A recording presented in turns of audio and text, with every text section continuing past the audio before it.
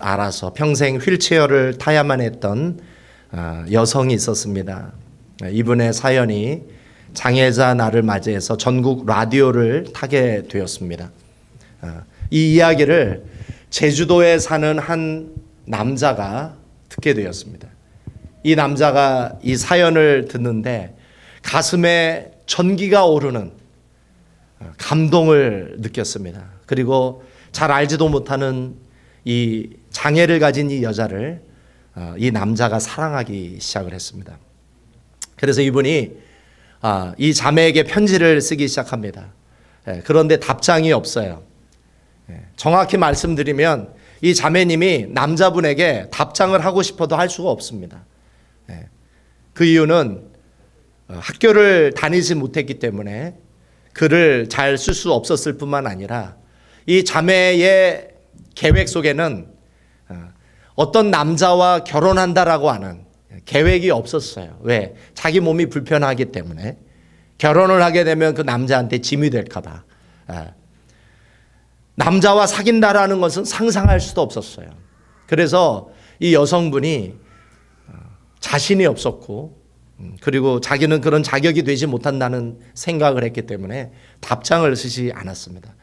근데 이 남자분이 포기하지 않고 1년 동안 답장 없는 편지를 씁니다.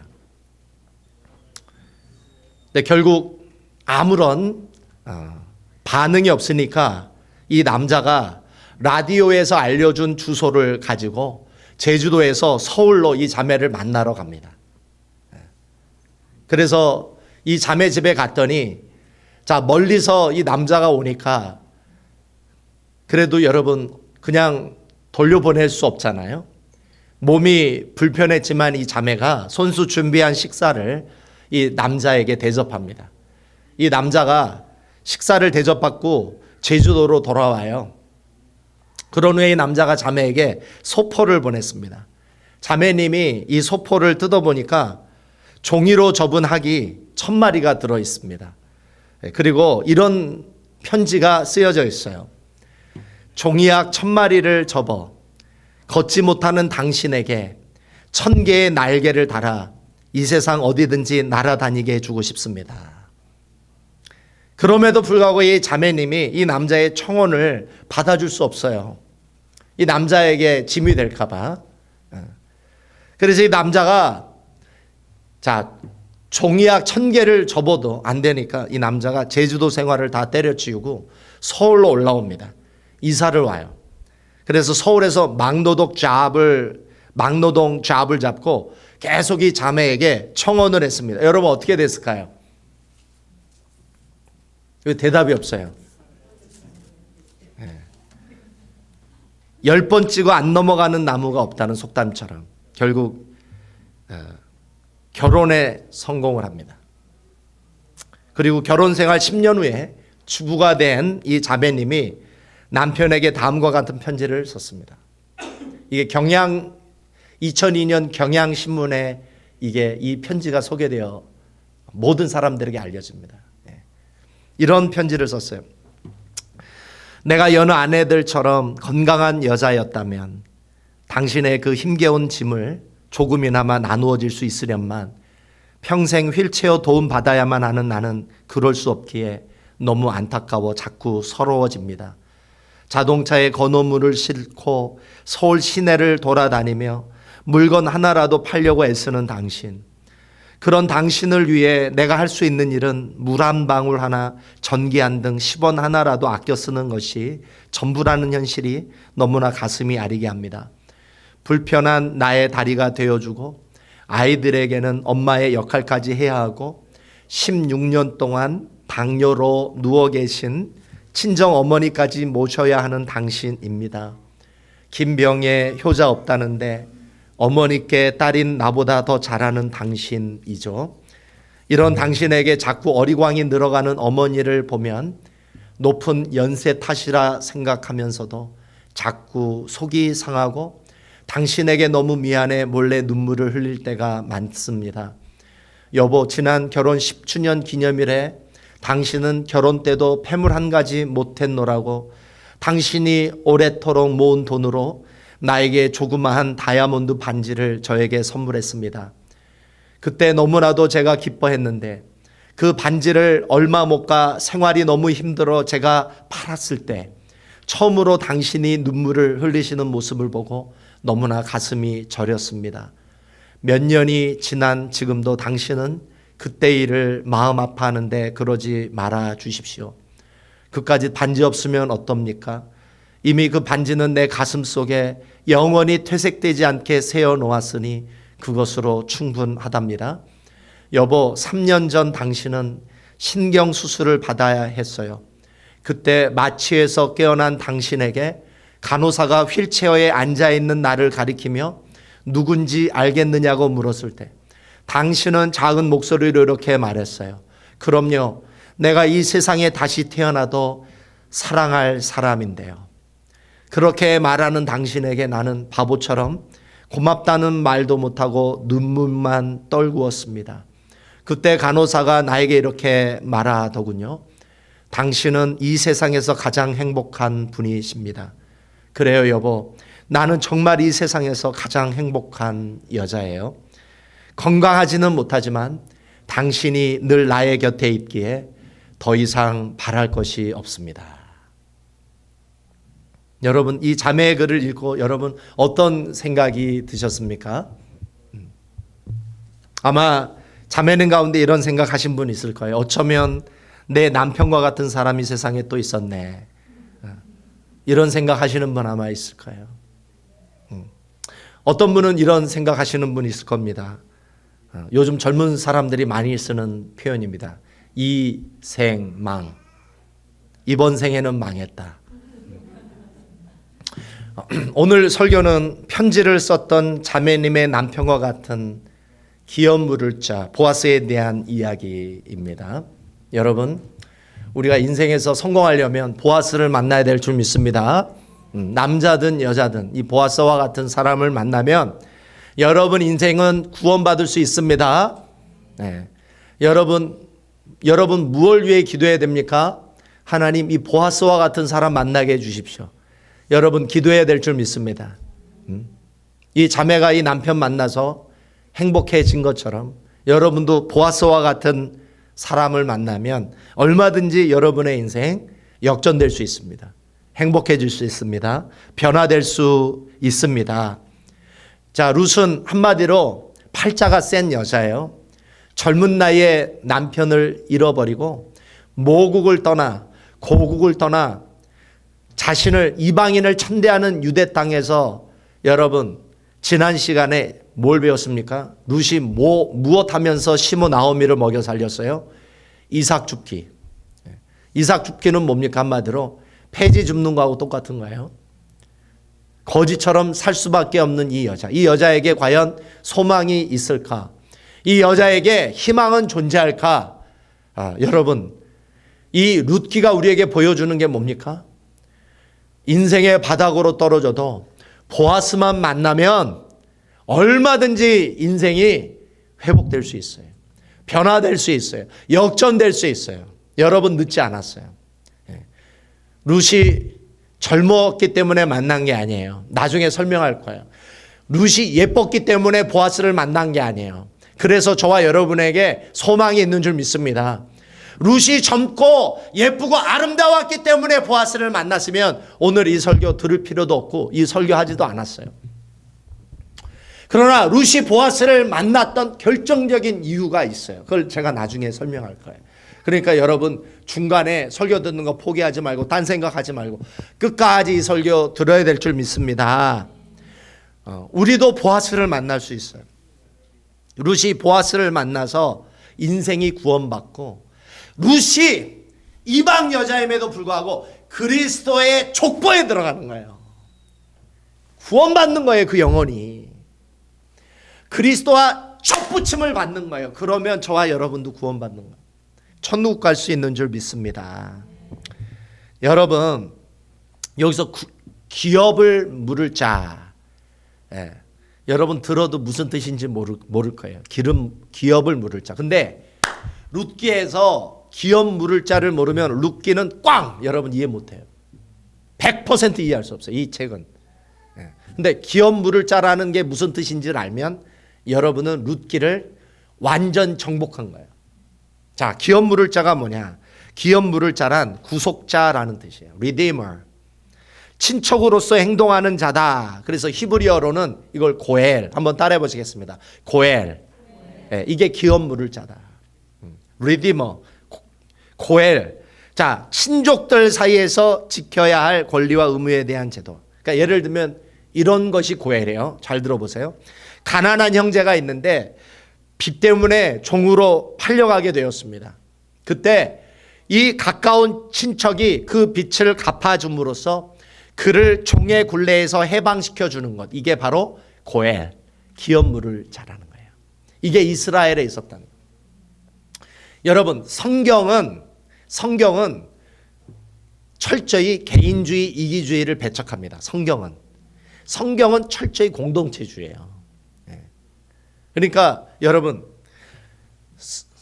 하나님이 이 교회를 이루기를 원하셔서 저와 여러분을 모으게 해 주신 것은 교회 와서 여러분 필요한 것만 꽃감 딱 따먹듯이 먹고 그리고 끝나는 것, 그거는 교회가 아니에요. 여러분. 그건 크리스찬이 아니에요.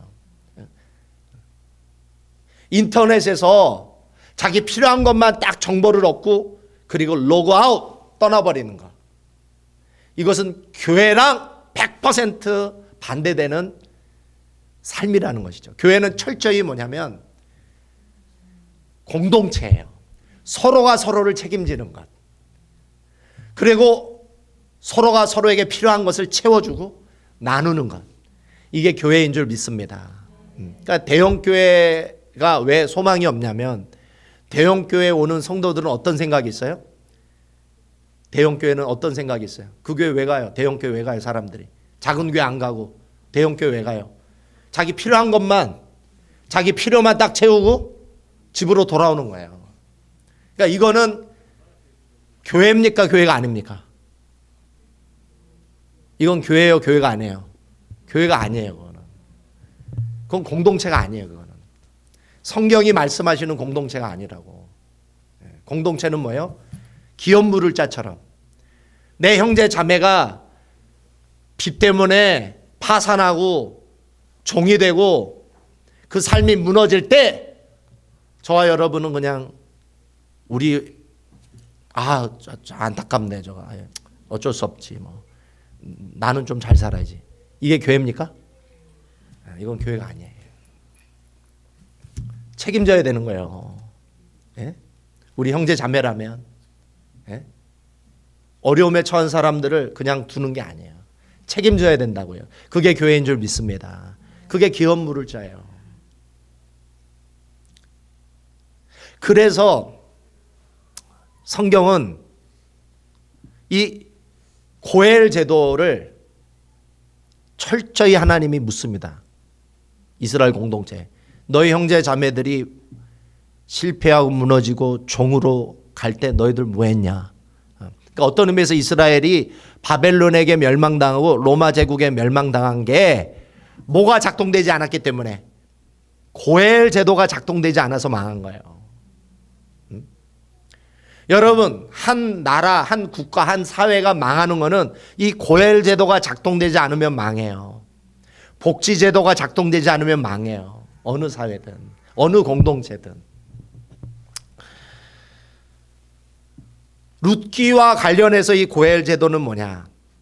여러분, 이 성경의 이 공동체 의식이라는 거, 하나님이 나눔에 대해서, 돌봄에 대해서 얼마나 강조하시냐면 이 정도로 강조하세요. 하나님이 어떤 형제가 자식이 없어서 죽었을 때 심지어 하나님은 가까운 형제 순으로 남겨진 미망인 과부와 계대 결혼을 통해서 형의 가문이 존속되게 하라. 이게 공동체 의식이라는 것이죠. 그러니까 나 혼자 잘 먹고 잘 사는 거 하나님 이거 원하십니까? 그건 성경적인 정신이 아니에요. 하나님의 명령이 아니에요. 심지어 형이 일찍 죽어서 미망인이 자식을 남기지 못하면 그 동생이 그 과부랑 그 형수랑 결혼해 줘야 돼요. 그래서 형의 이름으로 자손이 남겨질 수 있도록. 이게 바로 성경적 정신인 줄 믿으시기 바랍니다. 서로에 대해서 무한 책임을 져야 된다는 것이죠. 성경은. 그래서 하나님은 혈연 공동체 안에서 서로의 생명, 재산, 가문을 서로 보호해 주기를 원하셨다. 이게 바로 율법의 정신입니다. 믿으십니까? 네. 이게 신약에 가면 사랑이 되는 거예요, 이게. 자, 구약에서는 혈연 안에서만 서로에 대해서 무한 책임을 지는 거라면 신약은 뭡니까? 그리스도 안에서 만난 사람을 뭐라고 불러요, 우리가? 형제 자매라고 부르죠. 그렇죠? 신약에서는 혈연을 넘어서서 예수 믿는 모든 사람이 형제 자매가 되고, 그리고 어떻게 살라? 서로가 서로를 책임지며 살라라는 거예요.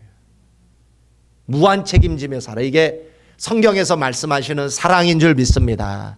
그래서 예수님이 뭐라고 그래요? 한번 따라해 보시겠습니다. 내 이웃을 내 몸과 같이 사랑하라. 이 계명이 작동이 되면 그 공동체는, 그 교회는 성령 충만한 교회가 되는 거예요. 믿습니까? 근데 이게 작동이 안 되는 교회는 아무리 커도 어떤 교회요? 교회가 아니에요. 그건 그냥 모임이에요. 그냥 모임. 그렇죠? 자, 룻이 우리 2주 전에 배웠어요.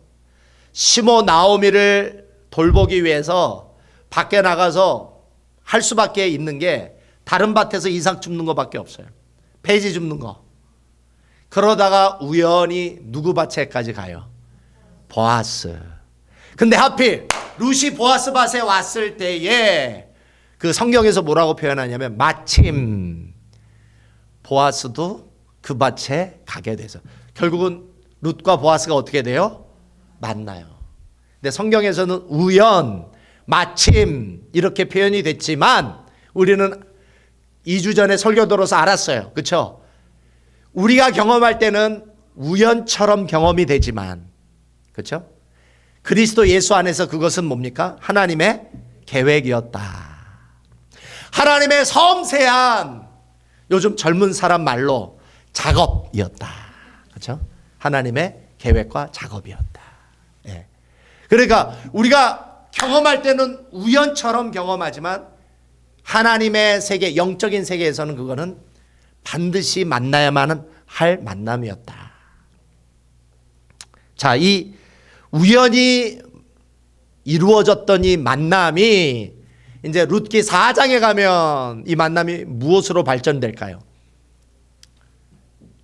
이 우연히 보아스 밭에서 만났던 이 만남이 4장에 가면 결혼으로 발전해요. 할렐루야. 예. 그러니까 여러분도 결혼 전에 만났던 그 형제 자매, 예. 처음에 다 어떻게 만났어요? 우연히 만났죠. 예. 우연히. 그런데 그거는 우연이 아니라 뭐였어요? 하나님의 섬세한 계획이었어요. 섭리였어요. 예. 이게 결혼으로 발전을 해요. 결혼으로 이어져요. 자, 근데 이 보아스가 룻이 장차 자신의 신부가 될 줄을 모르고 이 룻을 축복하고 배려합니다. 네. 여러분, 우리 결혼하지 못한 총각들 잘 들으세요. 네, 잘 들으세요. 여자는 어떤 남자에게 뿅 갈까요? 네. 우리 시집 가신 우리 자매들이 한번 내 말이 맞는지 틀리는지 한번 점검해 주세요. 매너 있는 남자 좋아하죠? 네. 나쁜 남자를 좋아했구나. 우리 정선미 집사는. 우리 안현정 집사는 매너 있는. 그래서 우리 장조 집사가 40이 넘어가면 듣고 싶은 별명이 있었죠. 젠틀 장. 그렇죠? 30대에 들었던 별명이 앵그리 장이었죠. 그렇죠?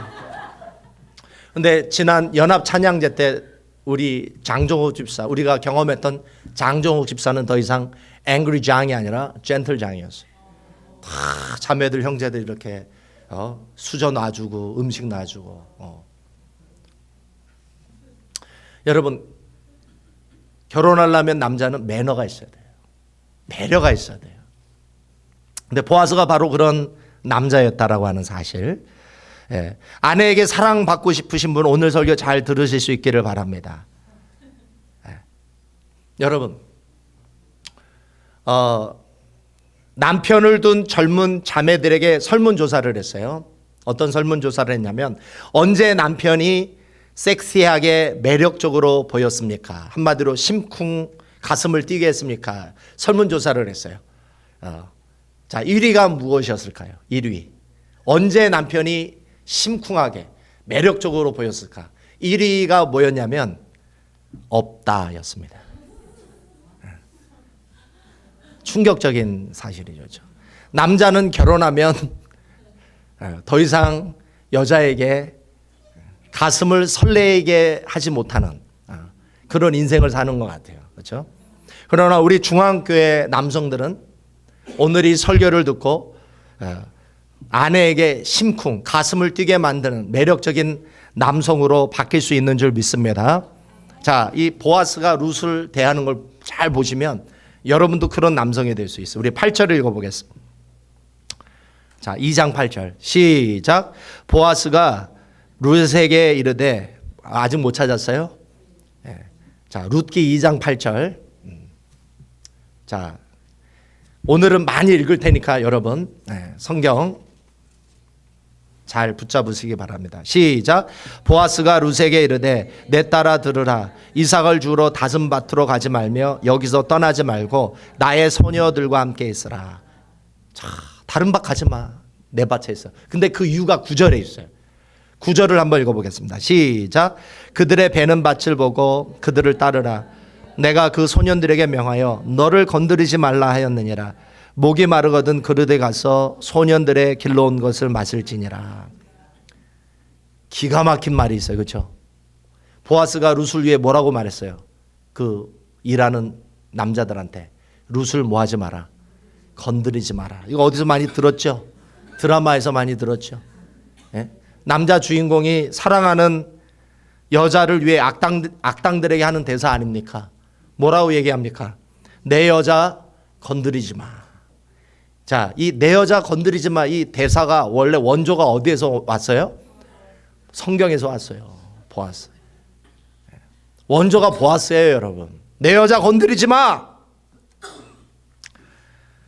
그러니까 이 룻이 뿅 가는 거예요. 보아스 이 말에. 그러니까 우리 남성들도 그렇게 이야기할 수 있어야 될 줄 믿습니다. 자, 이 룻이 여기에서 멈추지 않아요. 14절. 이 14절이 아주 충격적이에요. 14절. 시작. 식사할 때에 보아스가 룻에게 이르되 이리로 와서 떡을 먹으며 내 떡 조각을 초에 찍으라.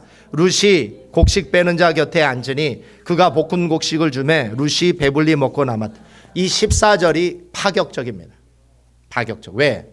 율법에는 유대인 남자들이 해서는 안 되는 게 있어요. 첫째, 유대인 남자들은 여자들하고 대화하면 안 돼요.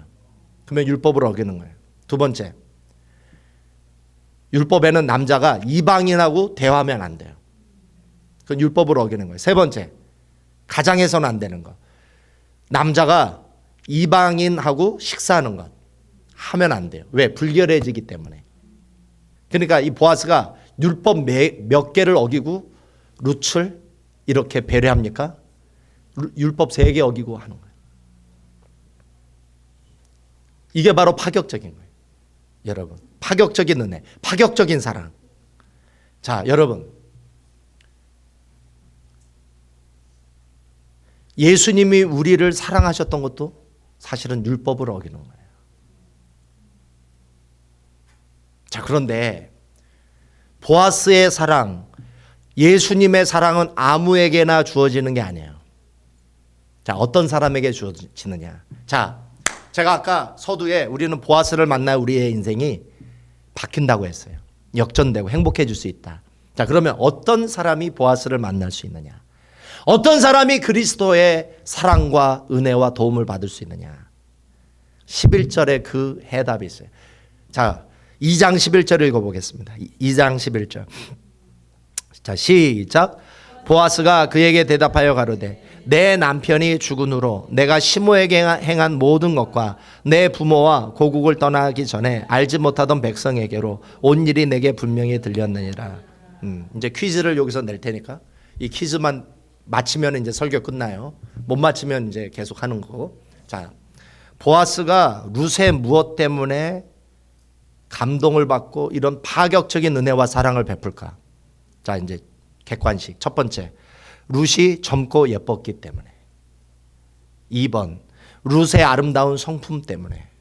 3번, 룻을 구제해주면 세금 혜택을 받기 때문에. 4번, 룻의 믿음 때문에. 답이 뭡니까? 답은 4번입니다. 4번이에요. 믿음 때문에. 우리 가운데 젊지 못하신 분도 있고 예쁘지 못하신 분도 있고 능력 없는 분도 있어요. 그러나 우리에게 무엇이 있으면 보아스를 만날 수 있어요. 믿음이 있으면. 우리에게 믿음이 있으면 예수 그리스도의 파격적인 사랑과 넘청난 은혜를 받을 수 있다. 하나님은 어떤 사람에게 주목하실까요? 믿음 있는 자에게 주목하시는 거예요. 구원은 믿는 자가 받는 거예요. 히브리서 11장 6절 믿음이 없이는 기쁘시게 못하나니 하나님께 나아가는 자는 반드시 그가 계신 것과 또한 그가 자기를 찾는 자들에게 상 주시는 이심을 믿어야 할지니라. 여러분이 하나님을 감동시키고 싶습니까? 여러분이 하나님을 기쁘시게 하고 싶습니까? 여러분이 무엇을 가지면 그렇게 할 수 있어요? 믿음 가지면. 근데 어떤 믿음? 가짜 믿음, 진짜 믿음? 진짜 믿음. 자, 룻은 자신의 믿음을 증명했어요. 무엇으로? 룻이 어떻게 증명했어요? 자기 믿음을. 첫 번째, 고국 떠났죠? 재혼 포기했어요. 자기의 인생의 모든 가능성과 미래를 포기했어요. 그리고 누굴 선택해요? 시어머니 나오미와 누구를 선택해요? 하나님을 선택한다는 거예요. 여러분이 진짜 믿음을 가지고 있다면 여러분의 믿음을 증명할 수 있어야 돼요. 여러분이 정말 하나님을 사랑할 수 있다면, 정말 여러분이 하나님을 인생의 첫 자리에서 그분을 선택하는 것이 여러분의 진짜 믿음이라면 그거를 보여줄 수 있어야 될 줄 믿습니다. 룻은 그것을 보여줬죠. 보아스가 그걸 얘기하잖아요. 내가 너에게 파격적인 율법을 넘어서는 파격적인 은혜와 사랑을 베푸는 이유, 너의 믿음 때문이었다. 나중에 나오미가 이 보아스가 기업 물을 자, 너의 기업 물을 자라는 걸 알려줘요. 너의 죽은 형을 대신해서 너와 결혼해서 아들을 낳아줄 자라는 걸 얘기를 해줘요. 그때 나오미가 룻에게 얘기해요. 한밤중에 보아스의 방에 들어가 그의 옷자락 밑에 들어가라 이래요. 그때 이 보아스가 한밤중에 혼자 자다가 깜짝 놀라죠. 웬 여자가 자기 옆에 누워 있으니까. 그때 물어요. 너 누구냐? 그때 룻이 뭐라고 얘기해요? 저 룻입니다. 그때 보아스가 룻을 받아들였을까요? 안 받아들였을까요? 받아들여요. 그리고 아내 삼아요. 그 이유는 무엇이었을까요? 룻의 무엇 때문에? 믿음 때문에. 여기서 옷자락이라는 말이 히브리어로 카다프. 한번 따라해 보시겠습니다. 카다프. 카다프가 룻기 2장에 여호와의 날개. 여기서 여호와의 날개도 뭐예요? 카다프. 여호와의 은혜의 날개가 보아스의 옷자락으로 연결이 되고, 그렇죠? 그 하나님의 은혜, 보아스의 그 은혜의 옷자락이 누구에게 덮여져요?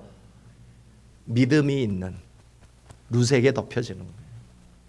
여기서 결혼이 이루어지는 거예요. 결혼. 그러니까 룻이 말씀하시는 믿음이란 뭐예요? 결혼이에요. 결혼. 룻이 우리들에게 말씀해 주시는 믿음이 뭐라고요? 결혼이야. 결혼. 그러니까 여러분이 예수를 믿는다는 것은 여러분이 예수님과 어떤 상태에 들어가는 거예요? 결혼 관계로 들어가는 게 여러분 믿음인 줄 믿으시기 바랍니다. 여러분이 이런 믿음을 가질 수만 있다면 예수님이 말씀하십니다. 보아스와 같은 예수님이 말씀하십니다. 내가 너의 인생을 책임지겠다. 내가 너와 결혼하겠다. 내가 너를 위해 예비한 구원과 안식과 천국을 너에게 허락해 주겠다. 너의 일시적인 필요, 그냥 이삭 죽기를 통해서 너의 일시적인 필요만을 채워주는 게 아니라 내가 너와 결혼해서 너의 모든 필요를 내가 채워주겠다. 근데 예수님이 어떤 사람과 결혼하세요? 예수님이 결혼하는 여성의 조건이 있어요. 딱 한 가지. 어떤 사람? 믿음 있는 사람. 여러분 안에 진짜 믿음이 있다면, 여러분이 세상의 모든 것을 포기하고 하나님을 선택할 수 있는 믿음이 있다면, 여러분 그 하나님이 여러분을 진정으로 구원해 줄 수 있고, 진정으로 여러분의 필요를 채워줄 수 있고, 진정으로 여러분을 행복하게 만들어 줄 수 있는 분위기에 여러분의 모든 인생의 가능성과 미래를 포기하고 하나님을 선택할 수 있다면, 그 하나님이 여러분과 결혼해 주실 줄 믿습니다. 오늘 우리들의 인생을 걸기를 원하시는 하나님. 신앙이 믿음이 취묘가 돼서는 안 되고 뭐가 되어야 됩니까? 여러분, 여자가 남자하고 결혼할 때 어떤 심정으로 결혼해요? 여자가 남자랑 결혼할 때 어떤 심정으로? 내 인생을 100% 걸겠다는 의지가 있을 때 결혼하는 거 아니에요, 그렇죠? 그 남자랑 한 3년만 살다가 안 되면 그냥, 이런 마음으로 결혼하는 여자 있어요? 없어요. 내 생명을 걸고 인생을 걸고 내 모든 거를 이 남자한테 걸겠다. 그때 결혼 승낙을 해주는 것 마찬가지예요. 우리가 예수님 앞에 내 인생을 걸겠다고 하는 진정한 여러분의 선택이 있다면 예수님도 여러분을 신부로 받아주실 줄 믿습니다. 우리 함께 기도하겠습니다. 하나님, 내 믿음은 어떤 믿음인가요? 나는 어떤 마음으로 예수를 믿고 있나요? 나는 정말 예수님을 믿고 선택하겠다고 하면 내 인생을 걸었나요? 아니면 나의 믿음은 취미 정도에 불과하나요? 이 룻이 하나님을 하기 위해 고국을 버리고 자신의 모든 가능성과 재혼의 가능성, 모든 미래를 포기하고 하나님을 선택했을 때 하나님이 룻을 받아주시고 결혼해 주시고 그의 생애 속에 보아스를 만나게 주셨던 것처럼 오늘 우리의 믿음이 그런 믿음인지 한번 돌아볼 수 있기를 바랍니다. 그런 믿음을 달라고 우리 함께 기도하겠습니다. 하나님 아버지, 감사합니다. 이 룻이 자신의 인생을 걸고 자신의 모든 것을 걸고 아버지 하나님, 하나님을 선택했습니다. 그러나 우리의 믿음은 어떤 믿음입니까? 우리는 과연 하나님께 전적으로 의지합니까? 나는 하나님께 정말 내 인생의 모든 것을 걸고 하나님을 나는 믿고 있습니까? 오늘도 아버지 하나님, 룻의 믿음을 저희들에게 주셨어요. 오늘도 보아스가 그 룻의 믿음을 아버지 하나님 감동하여 그를 자신의 옷자락에 받아들이고 결혼했던 것처럼 오늘도 동일한 믿음으로 주님을 선택하고 주님을 사랑하고 주님 앞에 우리들의 모든 인생을 걸 수 있는 그런 아버지 하나님 진짜 믿음을 소유할 수 있도록 인도하여 주시옵소서.